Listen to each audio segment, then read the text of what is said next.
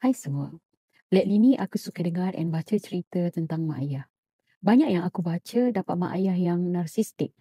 Aku tak boleh brain macam mana mak ayah yang sudah diamanahkan menjadi ibu bapa boleh abaikan anak mereka. Patutnya bila dah masuk alam perkahwinan ni kena ready mental dan fizikal. Kesian ya dengar sandwich generation ni. Kenapa parents tu sendiri tak nak jadikan diri dia sebagai pengubah nasib keluarga? Ada yang aku baca ya, mak ayah minta anak yang underage tanggung perbelanjaan rumah, hutang dan bil air api. Tapi korang janganlah kecam aku sebab aku cuba memahami anak-anak broken home ni macam mana. Macam mana boleh berlaku, adakah disebabkan keuangan ataupun sikap mak ayah tu sendiri.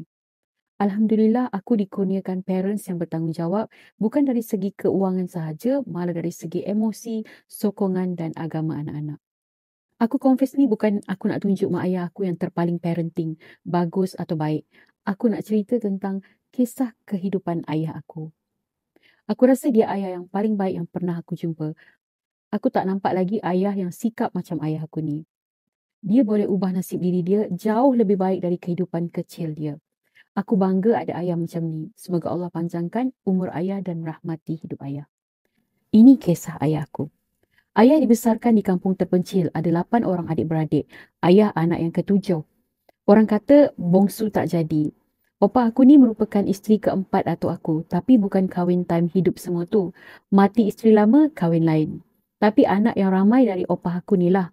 Aku terfikir macam mana orang dulu jaga anak ramai tapi still boleh makan walaupun kais pagi, makan pagi. Kais petang, makan petang. Anak dari isteri lain cuma ada 3. Jadinya semua 11 orang adik-beradik ayah aku ni. Dulu atuk aku ni kerja berubah orang je. Opa aku ni menoreh getah. Ayah aku cerita opa aku ni kahwin dengan atuk aku masa umur 16 tahun. Atuk aku time tu 60 tahun. Korang bayangkan kahwin dengan atuk-atuk macam mana? Tapi perkahwinan mereka ni bersebab. Bukan sebab duit atau harta. Tapi sebab opah aku ni ada kanser perut. Atuk akulah yang merawat opah aku. Mereka kahwin sebab nak elak fitnah. Ayah cerita, dulu dia selalu ikut opah pergi menoreh dengan adik bongsu dia. Time tu umur dia baru 3 tahun. Lepas habis menoreh, dia akan kutip biji getah tu untuk dijadikan makan malam mereka. Bayangkan dengan tangan kecil ayah aku yang baru berusia 3 tahun tu, kutip satu-satu biji getah tu. Ya Allah, sedihnya. Kecil-kecil lagi, dah struggle nak hidup. Disebabkan rumah mereka kecil je, semua akan tidur dekat ruang tamu. Berhimpit-himpit. Rumah mereka ni tak ada bilik. Cuma satu ruang kosong sahaja. Di situlah bilik, di situlah ruang tamu dan dapur. Bilik aku sekarang lagi besar dari rumah tu. Malangnya, umur opah aku tak panjang. Allah lebih sayangkan dia. Dia tinggalkan ayah sewaktu ayah umur 7 tahun dan adiknya yang masih 2 tahun akibat sakit kanser perut.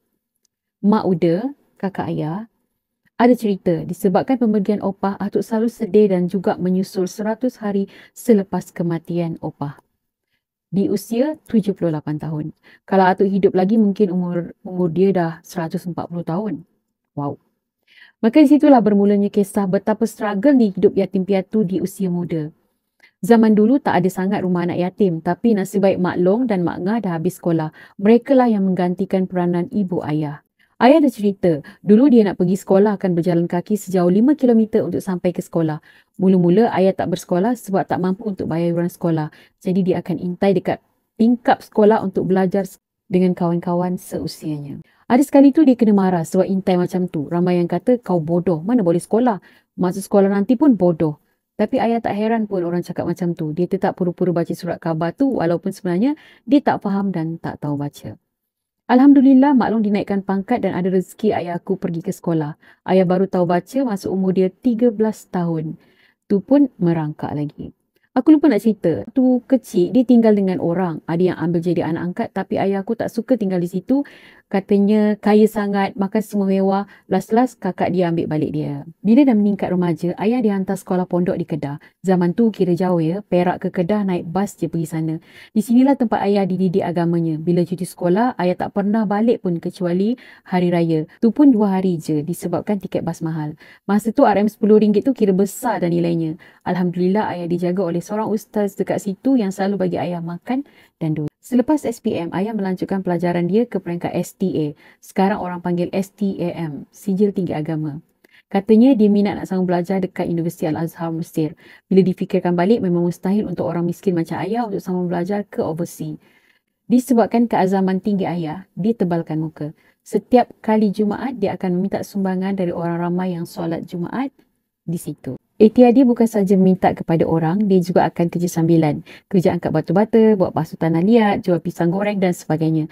Nak harapkan adik-beradik masa itu pun mereka ada keluarga sendiri yang perlu disara. Ayah tetap cekalkan hati mencari duit untuk sambung belajar. Alhamdulillah, keputusan STA ayah melayakkan dia pergi sambung belajar walaupun hanya cukup-cukup makan. Berbekalkan duit yang sedikit, ayah juga berjaya pergi ke Universiti Al-Azhar, tempat impian dia sambung belajar. Siapa sangka budak miskin yang tak tahu membaca berjaya pergi ke luar negara. Lumrah orang merantau, merasa kagum luar negara, namun hujan emas di negeri orang, hujan batu di negeri sendiri. Lebih baik negeri sendiri. Banyak ujian bila kita berada di tempat orang. Ayah ditimpa ujian kelaparan disebabkan duit belanja yang dibekalkan sudah habis. Sewaktu ayah cerita keadaannya ketika lapar, mengalir air matanya menggambarkan betapa laparnya ketika itu. Setiap kali lapar, ayah akan meniarapkan badannya di lantai simen tersebut lalu terlelap. Aku tak boleh bayangkan betapa susahnya keadaan ayah ketika itu. Satu hari, ayah menghasratkan niatnya untuk berhenti belajar kepada sahabatnya. Sahabatnya pelik. Bukankah impian semua belajar ni impian ayah? Kenapa nak berhenti? Ayah beritahu duit perbelanjaan tak cukup untuk tampung semester ni. Disebabkan sifat ayah yang baik dengan rakan-rakan di sana, sahabatnya memberikan 1,000 pound Mesir. Masa tu mata wang Mesir tak tinggi mana pun, tapi cukuplah untuk tampung perbelanjaan semester tu. Masa belajar ni lah ayah bertemu mak. Alhamdulillah, ayah berjaya mendapatkan segulung ijazah dari Universiti Al-Azhar. Aku rasa cukuplah setakat ni aku cerita. Nak cerita terlalu banyak, belum lagi bila masuk fasa perkahwinan. Sekarang ayah sudah berusia 50-an dan masih lagi sama belajar PhD. Ayah juga seorang pentadbir di sekolah tahfiz negeri. Kehidupannya yang sekarang jauh lebih baik dari yang dulu. Syukur juga mak menerima ayah yang datang dari keluarga yang miskin. Di sini kita dapat lihat, tidak mustahil dari seorang yatim piatu yang miskin mampu hidup dengan senang. Lagi satu, aku nak tekankan kepada parent di luar sana yang masih meneruskan sandwich generation ni, tolonglah berhenti. Kesian anak-anak. Mereka juga layak hidup dengan selesa. Bukan untuk kemewahan, tetapi bagi kita rasa berpuas hati, kita mampu menyediakan keperluan untuk anak-anak. Kunci utama yang aku dapat daripada kisah ayah ini ialah wajib rajin. Rajin macam mana? Rajin dalam kita upgrade diri kita. Jangan rasa diri kita tak mampu walaupun kita dari keluarga orang yang susah. Sekian daripada Lavender. Semula hidup ini berwarna